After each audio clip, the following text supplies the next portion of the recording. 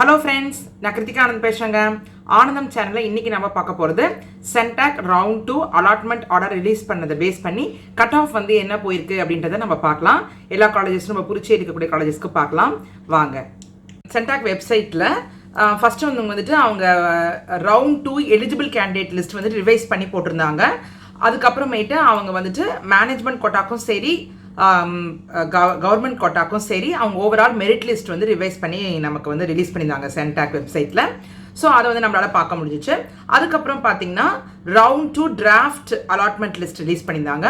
So அதுக்கான இதை வந்து அவங்க வந்து ப்ரெஸ் நோட்டீஸ் ரிலீஸ் பண்ணிவிட்டு 1 மணி அதாவது 23rd செப்டம்பர் 1 PM முடிக்கும் நமக்கு வந்துட்டு அவங்க வந்துட்டு ஏதாவது நமக்கு வந்துட்டு சேலஞ்சஸ் இருந்துச்சுன்னா சொல்லியிருந்தாங்க. கிரீவியன்சஸ் இருந்துச்சுன்னா லாகின் பண்ணி நம்ம டேஷ்போர்டில் வந்து தெரிவிக்கலான்னு கொடுத்துருந்தாங்க. இப்போ வந்து அதுக்கப்புறம் அவங்க வந்துட்டு ரவுண்ட் 2 டிராஃப்ட் அலாட்மெண்ட் லிஸ்ட்டை வந்துட்டு அவங்க வந்து ரிலீஸ் பண்ணியிருந்தாங்க. ஸோ அதை நம்மளால் பார்க்க முடிஞ்சிச்சு. ஸோ இப்போ நம்ம பார்க்கும்போது பார்த்தீங்கன்னா ரவுண்ட் 2க்கான ப்ரொவிஷனல் அலாட்மெண்ட் லிஸ்ட் வந்து அவங்க வெளியிட்டிருக்காங்க. அதாவது ஃபைனல் அலாட்மெண்ட் லிஸ்ட் மாதிரி இது எடுத்துக்கணும். ஸோ இது அதுக்கான லிஸ்ட்டையும் அவங்க வந்துட்டு அதுக்கு ப்ரெஸ் நோட்டீஸும் லிஸ்ட்டையும் ரிலீஸ் பண்ணியிருக்காங்க. ஸோ நம்ம வந்து என்னன்றதை பார்க்கலாம். ஓகே, ஸோ இங்கே இதில் பார்க்கும்போது round 2 provisional allotment list for UG NEET based courses 25-26 release பண்ணியிருக்காங்க. ஸோ இதில் பார்த்தீங்கன்னா கவர்மெண்ட் கோட்டாக்கு, management quota, Telugu minority, Christian minority, NRI sports கோட்டாக்கு வந்து பப்ளிஷ் பண்ணியிருக்கோம் அப்படின்னு போட்டிருக்காங்க. அதாவது அப்ஜெக்ஷன்ஸ் அண்ட் கிரீவியன்சஸ் எல்லாமே நீங்கள் கேண்டிடேட்ஸ் வந்துட்டு ரைஸ் பண்ணது டிராஃப்ட் அலாட்மெண்ட் லிஸ்ட்டுக்கு வந்துட்டு அதை பார்த்துட்டு அதுக்கான இதெல்லாத்தையும் சால்வ் பண்ணி அவங்க வந்துட்டு ஃபைனல் மெரிட் லிஸ்ட் ரிலீஸ் பண்ணியிருக்கதா கொடுத்துருக்காங்க. ஃபைனல் அதாவது ரவுண்ட் 2க்கான provisional allotment list first draft கொடுத்துருந்தாங்க, இப்போ ப்ரொவிஷனல் கொடுத்துட்டாங்க. Okay, total number of seats பார்க்கும்போது MBBSக்கு பார்த்தீங்கன்னா கவர்மெண்ட் கோட்டாக்கு வந்துட்டு 380 சீட்ஸ் ஃபில் பண்ணியிருக்காங்க, 386க்கு. ஸோ அதுக்கான டீட்டெயில்ஸ் கொடுத்துருக்காங்க. அதில் முக்கியமாக ஒரு சீட் வந்துட்டு பார்த்தீங்கன்னா EWS seat in IGMC RI has been release consequent to the order issued by honourable court Madras சொல்லிட்டு அந்த கோர்ட் நம்பர் கொடுத்துருக்காங்க. அது மட்டும் இல்லாமல் MBBS management quota including Telugu minority and Christian மைனாரிட்டிக்கு பார்த்தீங்கன்னா 301 சீட்ஸில் 131 சீட்ஸ் வந்துட்டு அலாட் ஆயிருக்கிறத அவங்க மென்ஷன் பண்ணியிருக்காங்க. MBBSக்கு NRI கோட்டாக்கு பார்த்தீங்கன்னா 116க்கு வந்துட்டு பார்த்தீங்கன்னா 75 சீட்ஸ் வந்துட்டு அலாட் ஆயிருக்கு. BDS கவர்மெண்ட் கோட்டாக்கு வந்து பார்த்தீங்கன்னா 114 அவுட் ஆஃப் 121 அலாட் பண்ணியிருக்காங்க.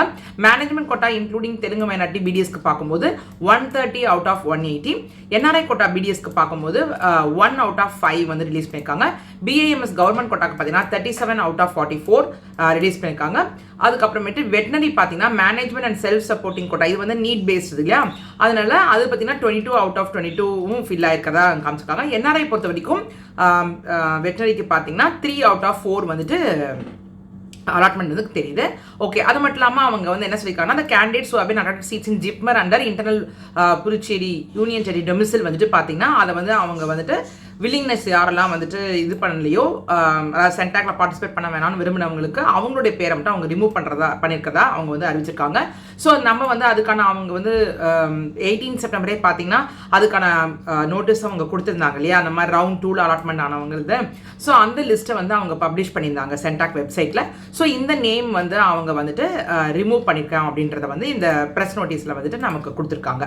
ஓகே, அது மட்டும் இல்லாமல் நம்ம வந்து நம்மளுடைய ஸ்டேட்டஸ் அதாவது using dashboard login credentials candidate can check the allotment and download allotment order from 23rd September. இப்போ வந்து அவங்க வந்துட்டு அலாட்மெண்ட் லெட்டரை வந்து உங்களுடைய லாகின் பண்ணிட்டு உங்களுடைய கிரெடென்ஷியல்ஸ்லாம் போட்டு நீங்கள் டவுன்லோட் பண்ணிக்கலான்றது கொடுத்துருக்காங்க. மெட்டோடியஸ் ஸ்போர்ட்ஸ் பர்சன் வந்து பார்த்தீங்கன்னா candidates who are allotted fresh under meritorious sports quota பார்த்தீங்கன்னா அவங்களுக்கு வந்துட்டு அதாவது நாட் அட்மிட்டட் ரவுண்ட் 2 ஃப்ரெஷ்ஷாக பண்ணவங்களுக்கு வந்துட்டு சென்டாக் ஆஃபீஸில் வந்துட்டு வெரிஃபிகேஷன் ஆஃப் ஒரிஜினல் டாக்குமெண்ட் வந்து 24 செப்டம்பர் வந்து நீங்கள் வந்து கொடுத்துட்டு வெரிஃபிகேஷன் உங்களுக்கு நடக்கும். இது வந்து நோட் பண்ணிக்கோங்க. மெட்டோடியஸ் ஸ்போர்ட்ஸ் பர்சனில் சீட் ஃப்ரெஷ்ஷாக அலாட் ஆனவங்களுக்கு. ஸோ நீங்கள் போயிட்டு 24th அன்றைக்கி நீங்கள் வெரிஃபை பண்ணால் தான் உங்களால் வந்து அலாட்மெண்ட் ஆர்டரை வந்து டவுன்லோட் பண்ண முடியும் அப்படின்றது கொடுத்துருக்காங்க. அது மட்டும் இல்லாமல் NRIக்கு பார்த்தீங்கன்னா candidates who are allotted fresh, அதாவது ரவுண்ட் 1 அலாட் ஆனவங்களுக்கு கிடையாது, ரவுண்ட் 2ல் புதுசாக ஃப்ரெஷ்ஷாக அலாட் ஆனவங்களுக்கு பார்த்தீங்கன்னா should go to CENTAC office வந்து வெரிஃபிகேஷன் ஆஃப் ஒரிஜினல் டாக்குமெண்ட் வந்து நீங்கள் போக வேண்டியிருக்கும். ஸோ 11 AM to 4 PM வந்து பார்த்தீங்கன்னா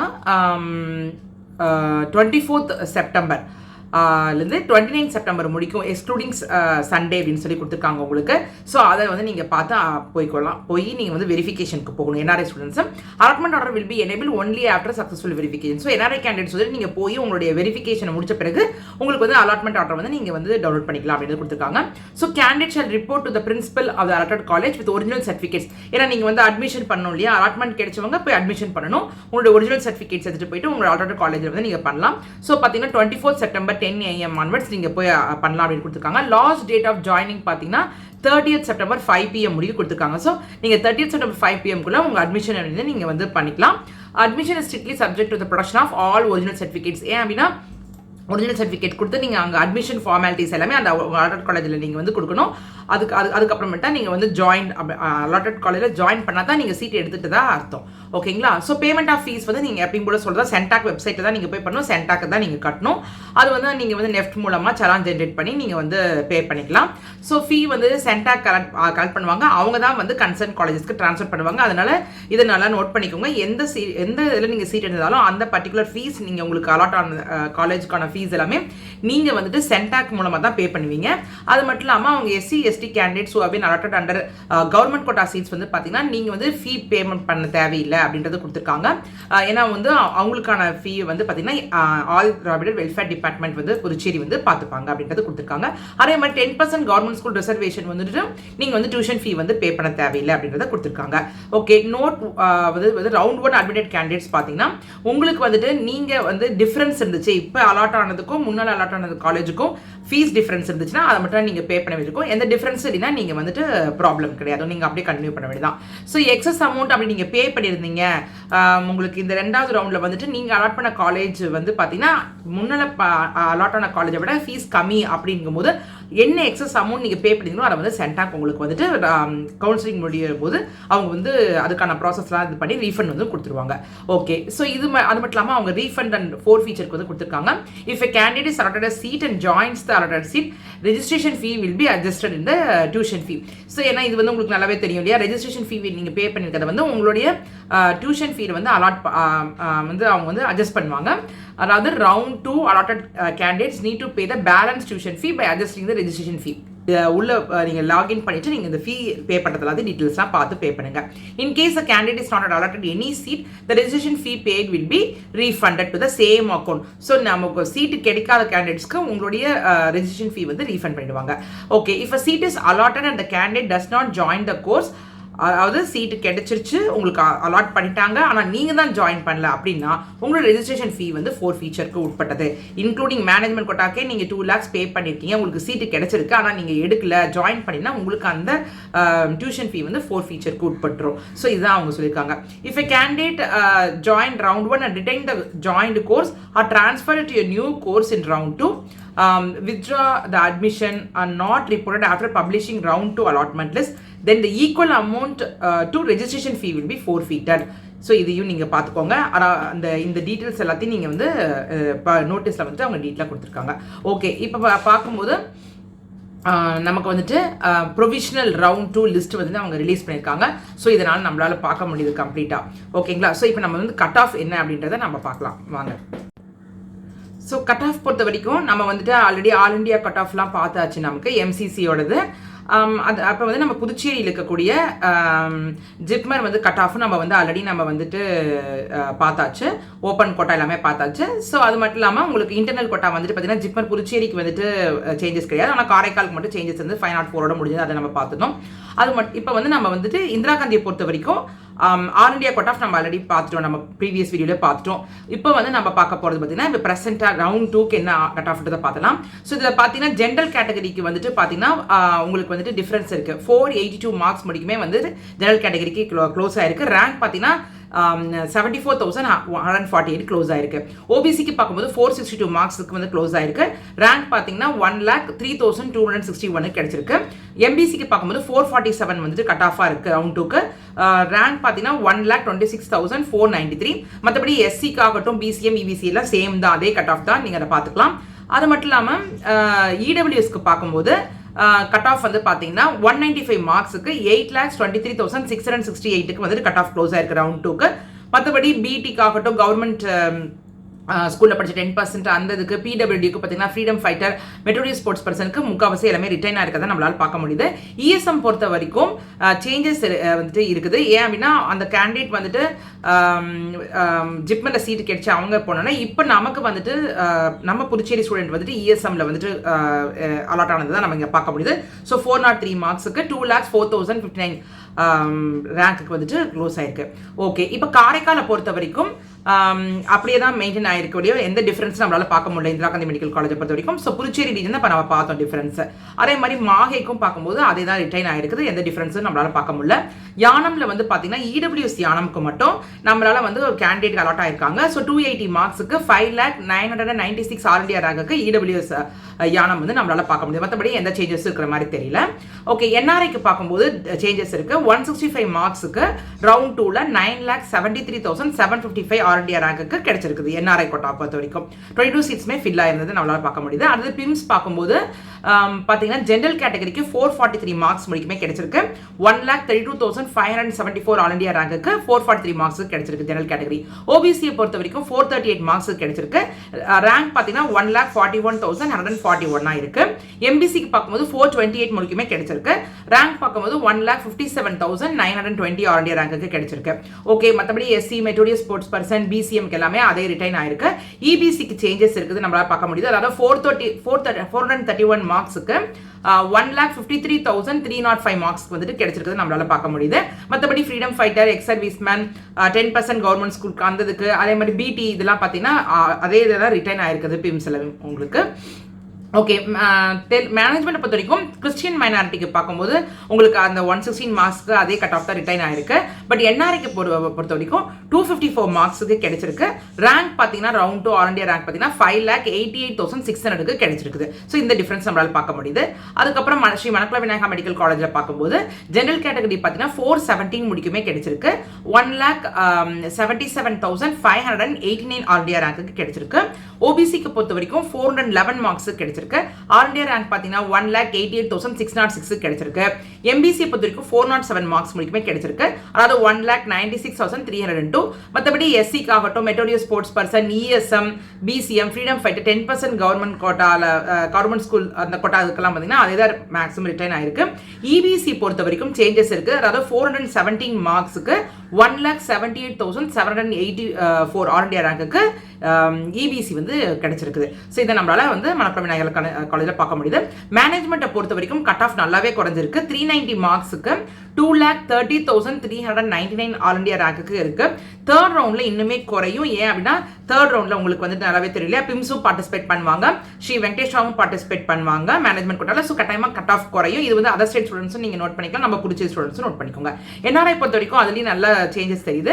மார்க் குறைஞ்சிருக்குது. கட் ஆஃப் 115 மார்க்ஸுக்கு 12,98,384 ஆல் இண்டியா ரேங்க்கு சீட்டு கிடைச்சிருக்குங்க. ஓகே, அதுக்கப்புறம் நம்ம வந்து ஸ்ரீ வெங்கடேஸ்வரா மெடிக்கல் காலேஜுக்கு பார்க்கலாம்.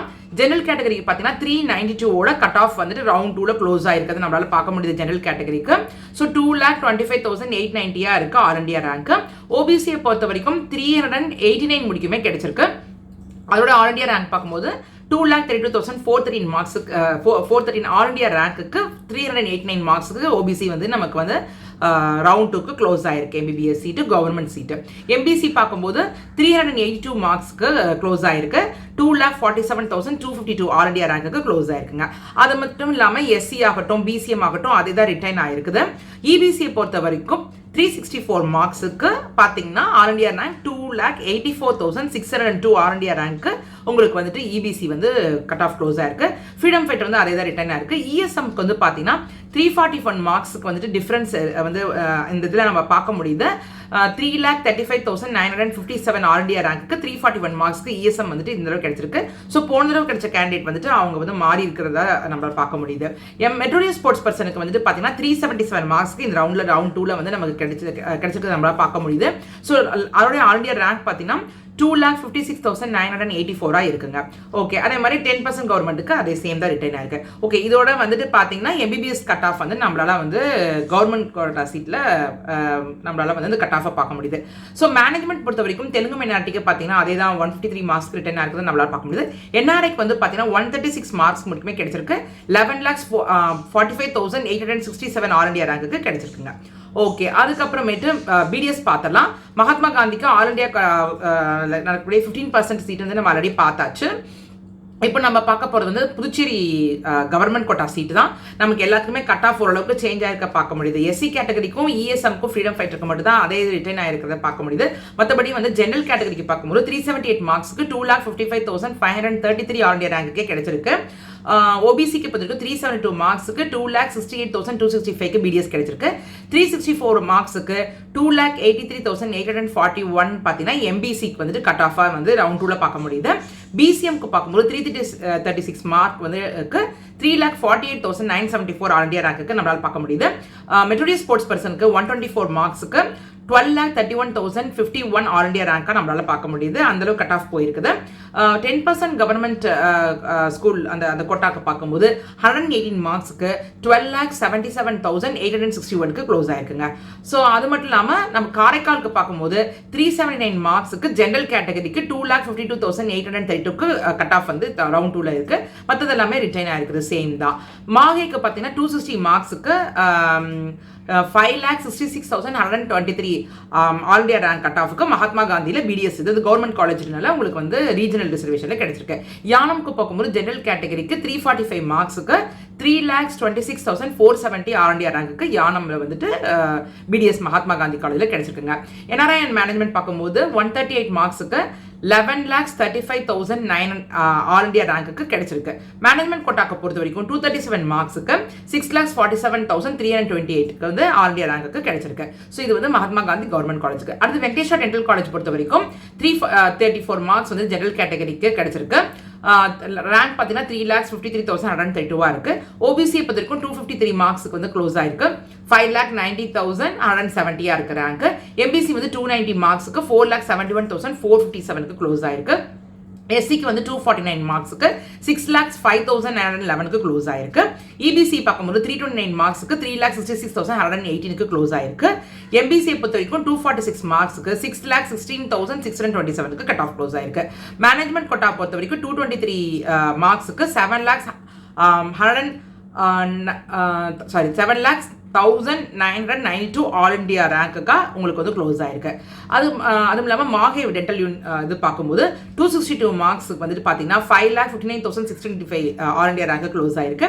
221 மார்க்ஸுக்கு 7,10,743 ஓபிசிக்கு வந்து க்ளோஸ் ஆயிருக்கு. எம்பிசிக்கு பார்க்கும்போது 180 மார்க்ஸுக்கு 8,94,296க்கு க்ளோஸ் ஆயிருக்கு. எஸ்சியை பொறுத்த வரைக்கும் 233 மார்க்ஸுக்கு 6,62,721 க்ளோஸ் ஆயிருக்கு. பிசிஎம் பார்த்தீங்கன்னா 176க்கு 9,15,836 க்ளோஸ் ஆயிருக்கு.